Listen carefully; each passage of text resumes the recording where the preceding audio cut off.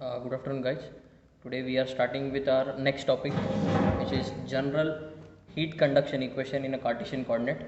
For that, the university question may ask derive and three-dimensional heat conduction equation in a Cartesian coordinate for an isentropic material.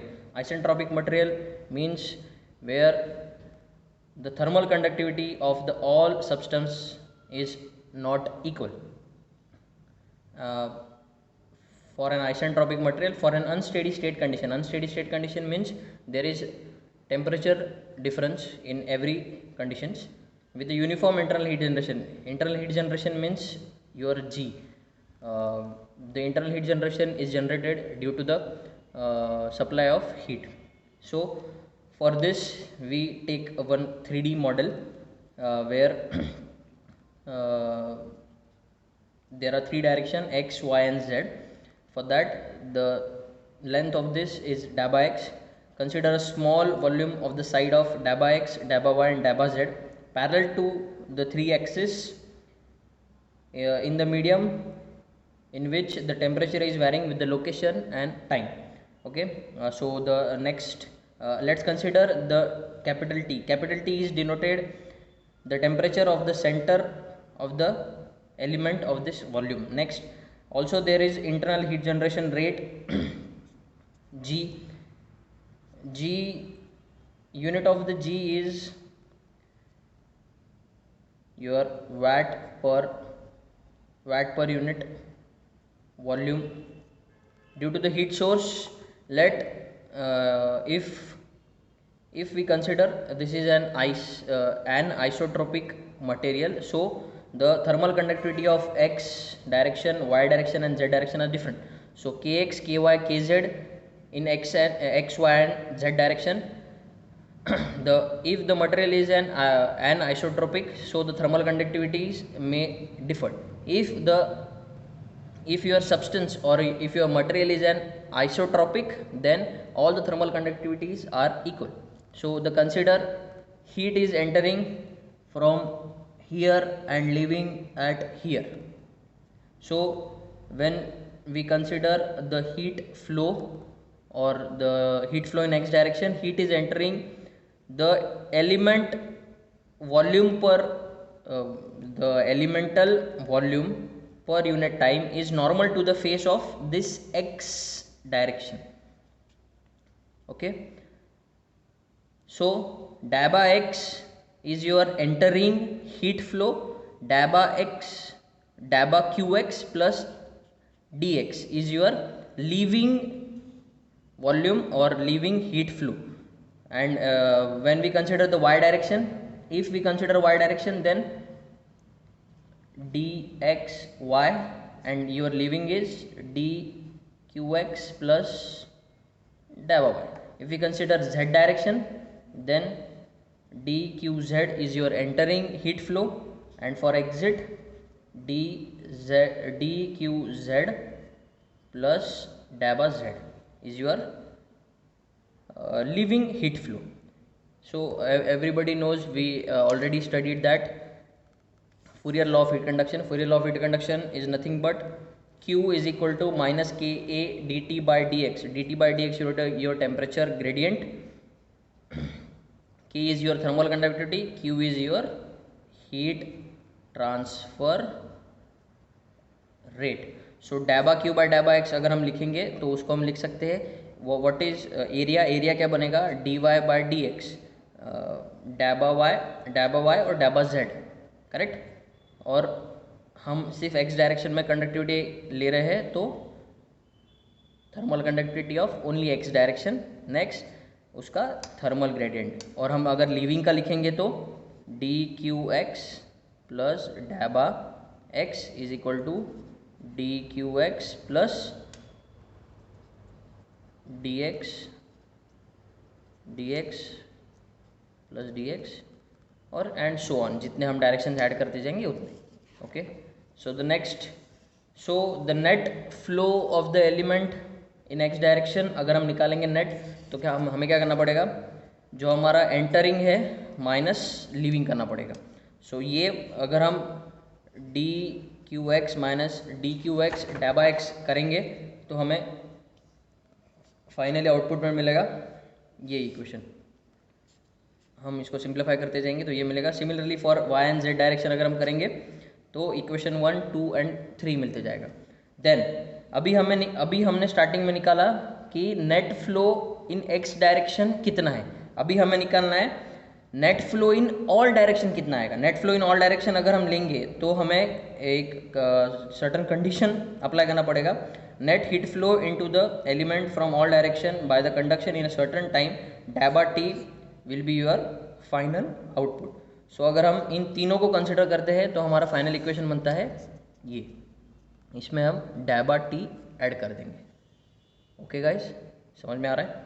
Now हमने अभी net flow in net heat flow in all direction निकाला। पहले हमने net flow in x direction निकाला, फिर हमने निकाला net flow in all direction. अब हम निकालेंगे हीट जनरेशन कितना हुआ। हीट जनरेशन कैसे निकालेंगे? Now consider that there is an some heat source within the element which is generated the heat, so it is denoted as G. हमने starting में ही देखा था। What is ji?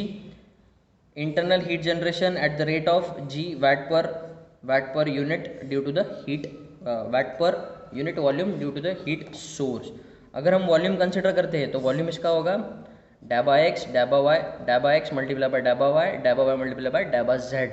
Okay, so अगर हम internal heat generation in the time डैबा small T निकालते हैं तो वो हो जाएगा हमारा capital G multiply by your volume per unit time. कितने टाइम के बाद वो हमें मिलेगा। अगर हम इन सब का नेट स्टोर्ड हीट निकालते हैं, नेट स्टोर्ड हीट हम कैसे निकालेंगे? हमें फॉर्मूला पता है mCp डेल्टा टी। हमारा मास होता है हमेशा density into volume. Cp is nothing but your specific heat, delta T is nothing but your temperature difference. अगर हम mCp डेल्टा टी को रो वी लिखते हैं तो हम mCp डेल्टा टी को हम लिख सकते हैं जितना हमारे पास कितना डेल्टा टी हमें है। हम जब लिखेंगे तो हमारा वॉल्यूम जो है उसको हम डाल देंगे। हमारा वॉल्यूम क्या होता है? डैबा एक्स डैबा वाई डैबा जेड। हमने उसको पुट कर दिया, डैबा टी वैसे के वैसे आ गया। Cp is nothing but your specific heat, rho is nothing but your density. Volume को हम लिख देंगे डैबा एक्स डैबा वाई डैबा जेड। डैबा एक्स डैबा वाई डैबा जेड अगर हम इसमें पुट करते हैं तो ये बनता है हमारा इक्वेशन जो है नेट हीट स्टोर्ड। ये सब हो गया। एट द एंड हमको निकालना है what is your final energy balance equation. Energy balance is nothing but जितना हमने हीट दिया है उस मटेरियल ने उतना हीट एब्जॉर्ब किया है या नहीं। अगर उस मटेरियल ने उतना हीट एब्जॉर्ब नहीं किया है देन हमें वो कंसिडर भी करना पड़ेगा कि उतना हीट वो एब्जॉर्ब कर रहा है या नहीं, ये भी हमें देखना पड़ेगा। सो अगर हम energy balance equation for this material निकालते हैं, फॉर दिस मटेरियल अगर हम निकालते हैं एनर्जी बैलेंस इक्वेशन तो एनर्जी बैलेंस इक्वेशन होगा net heat conduction into the material, net heat conduction into the material from all direction plus heat generated with in the element. मतलब उस material ने all direction से कितना heat conduct किया plus उसने internally कितना heat अपने अंदर लिया। ये सब कुछ इक्वल टू किसके होगा? Energy stored into the element, जितना एनर्जी उसने स्टोर किया है अपने पास। अगर हम इन सब को अब डालते हैं तो हमारे पास net heat conduction into the material from all direction पहले ही हमने निकाला है, वो उसका वैल्यू है this derivative of x multiply by K x D T by D x plus D Y K D T by D Y plus डैबा upon डैबा Z derivative of z K Z D T by डैबा T by डैबा Z multiply by your volume and your temperature. ये हो गया how much net heat flow in all direction, plus हमने निकाला था इंटरनल हीट जनरेशन, प्लस हमने निकाला था कितना एनर्जी वो अपने अंदर स्टोर कर रहा है। हम इन सबको अगर इक्वल करेंगे तो हमारा एनर्जी बैलेंस इक्वेशन बनेगा दिस। हम इन सबको रीअरेंज करेंगे तो डैबा एक्स, डैबा वाई और डैबा जेड, सॉरी डैबा X Y Z D T, डैबा एक्स वाई जेड टेम्परेचर, डैबा एक्स वाई जेड टेम्परेचर, ये तीनों एक ही साथ है तो हम इनको कट कर देंगे। हमारा फाइनल इक्वेशन बनेगा ये डैबा अपॉन डैबा x plus k x D T by D x plus ये हो गया temperature gradient in x direction, temperature gradient in y direction plus temperature gradient in z direction plus internal heat generation is equal to density multiply by specific heat multiply by temperature gradient of all direction.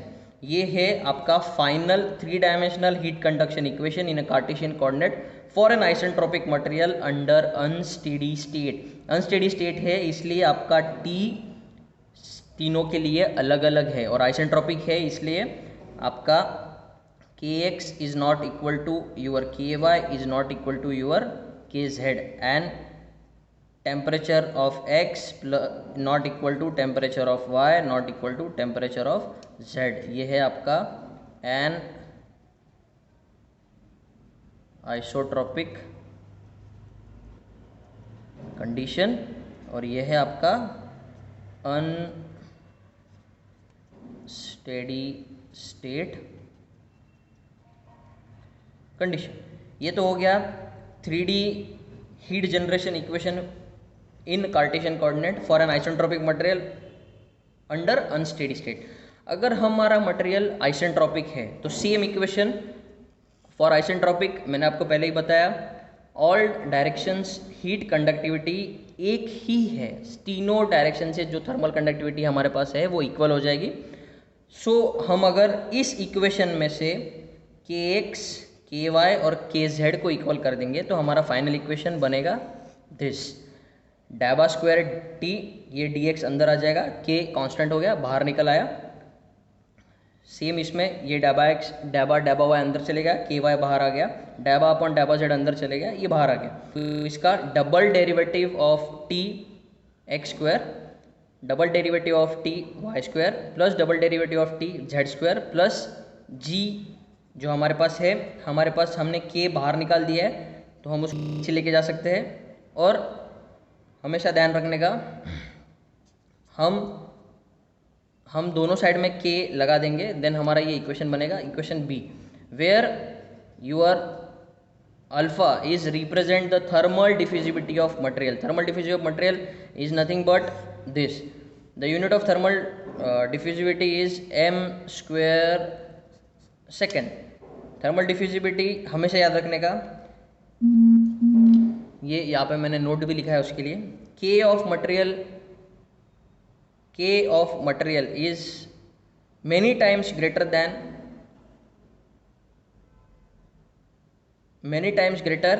Then the gases. k of metal is many times greater than the gases but density of gases is much smaller than metal. So this reason heat diffuse through the gases is almost at the same rate। अगर हम consider करते हैं कि thermal conductivity of metal बहुत ज़्यादा है, correct, but उसका density भी उतना ही ज़्यादा है।